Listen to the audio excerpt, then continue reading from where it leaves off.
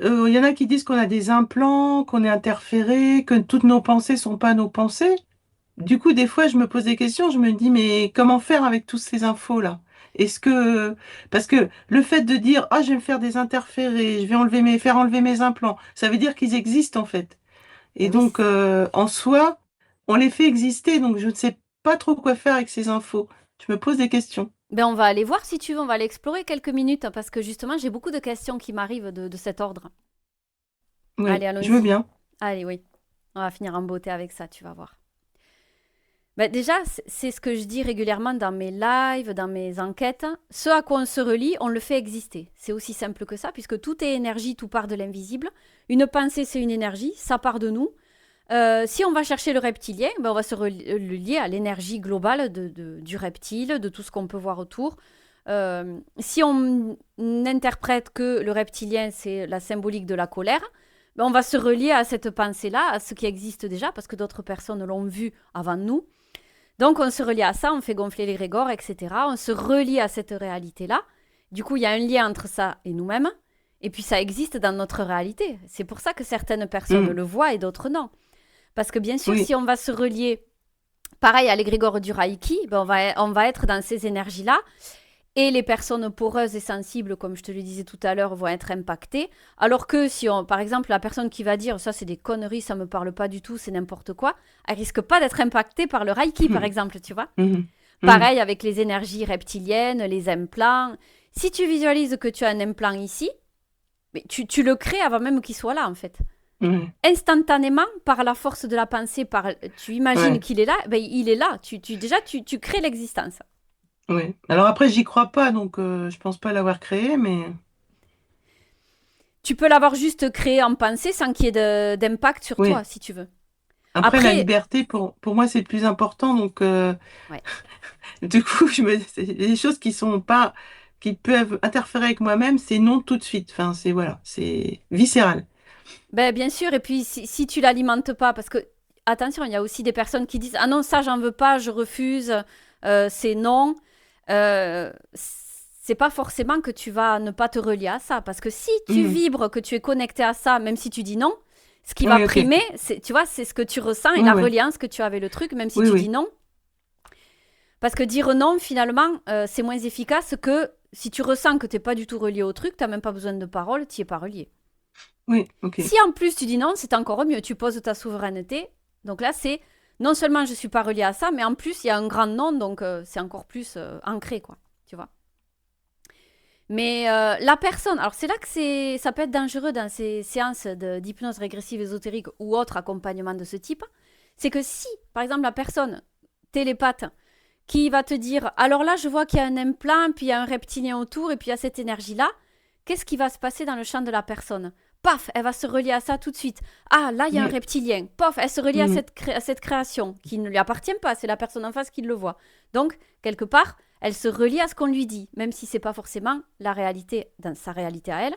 Elle va se relier à l'implant qu'on lui dit qu'il y a ici. Elle va se relier à, je sais pas, l'entité démoniaque qu'il y a ici. Paf, donc elle crée trois liens en un, alors qu'en fait, au départ, elle n'était pas forcément reliée à ça. Mais la personne en face a perçu que c'était un implant, un reptilien et une entité démoniaque, alors que s'il faut, la personne, elle était juste reliée à quelque chose d'autre qui n'est pas dans la réalité de la personne qui a perçu.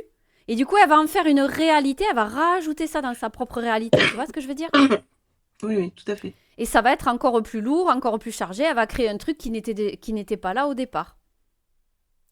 Alors qu'il aurait fallu, idéalement, la faire se relier à ce qu'elle perçoit, elle, de son propre champ, par exemple, avec peut-être l'aide d'une personne, mais ne pas se relier à ce que perçoit la personne. Qu'est-ce que Ouais, c'est perçoit ça. la personne à travers moi dans mon champ? Là, c'est juste. Qu'est-ce que perçoit la personne en observant mon champ? Là, c'est pas OK. Parce que Oui, tu prends les projections de l'autre en plus de ce qu'il y avait déjà là dans ton champ. Tu vois le truc? oui, oui. C'est là que ça peut être très dangereux. Donc c'est pour ça que moi, dès que je peux, j'utilise la personne et les perceptions qu'elle a dans son propre champ.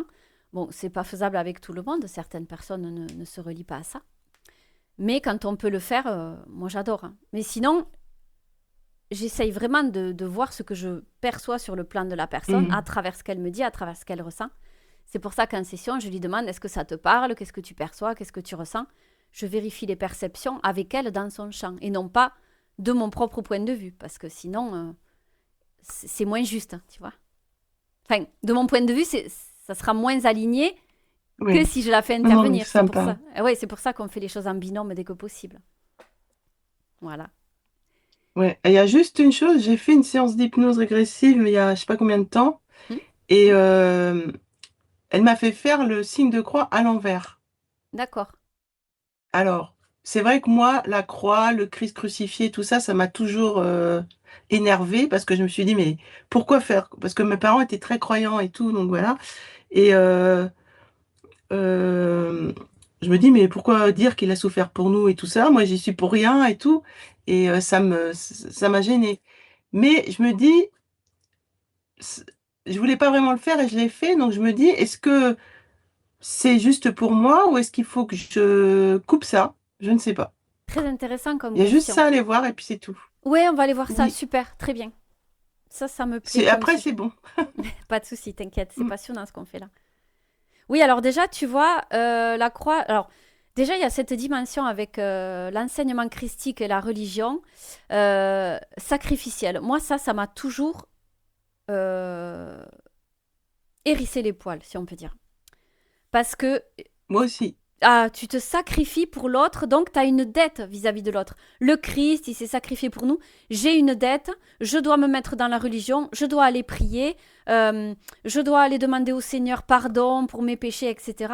Et c'est comme ça qu'on prend les gens, qu'on happe les gens dans la religion, qu'on les fait se soumettre et qu'on les contrôle. Donc ça, pour moi, je ne suis pas d'accord avec tout ça. Ça ne résonne pas. Cette dimension Oui. sacrificielle, c'est une Oui. dette. Donc déjà, c'est exclu.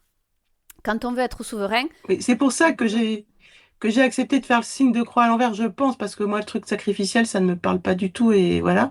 Mais ça m'a gêné un peu parce que voilà, je sais pas si oui, mon soi supérieur était d'accord. bien sûr, non, mais on va aller voir justement, on va dérouler jusqu'à le signe que tu as fait à l'envers. Et ça, tu vois déjà, ça, ce signe-là, moi, il est pas bon. Faire le signe de croix, t'as pas besoin de ça pour aller toi-même te libérer. Je veux dire, le Christ, il n'a pas été là pour qu'on se mette à genoux devant lui. Et dans les enseignements originels, c'est exactement ce qui est dit, hein. De toute façon, il a jamais demandé à ce qu'on se mette à Oui, genoux devant lui. Donc déjà, ça, première chose, la religion, tout a été déformé, voilà, détourné. Moi, je dis toujours revenez aux enseignements originels. Ça, c'est la première chose. Ensuite, le signe à l'envers, le premier mot qui m'est venu, c'est antéchrist. Tu vois, déjà, ça me mm, plaît pas non plus comme mot. mm, Ça mm, veut dire qu'on fait le signe à l'envers du Christ. Ça veut dire que, quelque part, on défait ce qui a été fait autour du Christ. On désacralise. Alors, ouais, désacraliser, c'est pas la même chose que défaire la dette dans laquelle je me suis mise autour de la sacralisation du Christ. Ça veut dire, ok, je me relie à tout l'inverse du Christ. Ça peut être des énergies démoniaques, ouais, lucifériennes, etc. Le signe à mm, l'envers de mm, l'antéchrist. Donc ça me plaît pas non plus. Ça peut être les deux. Mais là, dans ce cas, c'est plus des énergies démoniaques. L'inverse du Christ, ça me plaît pas non plus. Donc, d'accord, c'est un peu comme si tu t'étais rattaché à la symbolique que elle avait voulu te faire faire à travers les actes. Donc, ouais, tu peux visualiser en conscience que tu coupes ce geste parce que c'était pas approprié, tu le sentais pas, tu n'avais oui, pas à le faire. ouais, non mais je le coupe, oui, Coupe et rends-lui ce geste. Je oui, refuse, je veux pas ça, ça me parle pas. oui, je refuse, je ne veux pas ça, ça me parle pas. Oui, Voilà, exactement. Et tu reviens dans ton centre avec tes énergies. Voilà, et tu laisses tout ça dehors. Les croix dans le bon sens, les croix à l'envers, tu lui rends tout ça, ça te parle pas, ces symboles. c'est très bien. Mm, Voilà, ça te va comme ça, hein. mm, Voilà. Et dans ton axe, tu poses intention. Je prends ce qui résonne pour moi et je laisse et je rends ce qui ne résonne pas, tout simplement. c'est parfait comme ça. Voilà. Tu y mets du souffle et tu dissipes le brouillard, toutes les énergies, les projections de cette personne que tu as, cette télépathe qui t'a proposé ces choses-là en session HRE. Hop, tu les lui rends. Même si c'était bienveillant, tu reprends ton énergie et tu mets tout ça dehors. En toute bienveillance, évidemment. Et tu me dis comment tu te sens à présent. Très bien. Ah, C'est tout clair, je suis dans le ciel bleu immaculé avec d'un grand soleil. Je suis dans ah, une bulle et je flotte. c'est génial. Je vois plein d'énergie de bleu autour de toi. L'eau, la baleine dont on parlait tout à l'heure. Ouais, Les énergies de bleu, c'est super. Et je te vois revigorer là, ouais, merci, revivifier. merci, merci, merci, merci, Eh merci. ben écoute, avec plaisir, hein, t'es Vraiment, super réceptif, c'est un plaisir d'être avec toi en session, vraiment. pareil. Ah oui, quand tu veux, tu reviens me voir, écoute, ça sera un bonheur. Merci. Merci beaucoup, Patricia. Mais j'avais besoin, vraiment. C'est, ouais.